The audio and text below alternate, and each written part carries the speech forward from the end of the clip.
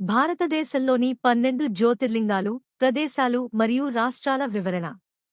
1. సోమనాథ జ్యోతిర్లింగం, గుజరాత్. 2. మల్లికార్జున జ్యోతిర్లింగం, ఆంధ్రప్రదేశ్, శ్రీశైలం. 3. మహాకాళేశ్వర్ జ్యోతిర్లింగం, మధ్యప్రదేశ్, ఉజ్జయిని. 4. ఓంకారేశ్వర్ జ్యోతిర్లింగం, మధ్యప్రదేశ్. 5. కేదార్నాథ జ్యోతిర్లింగం, ఉత్తరాఖండ్. 6. భీమాశంకర్ జ్యోతిర్లింగం, మహారాష్ట్ర. 7.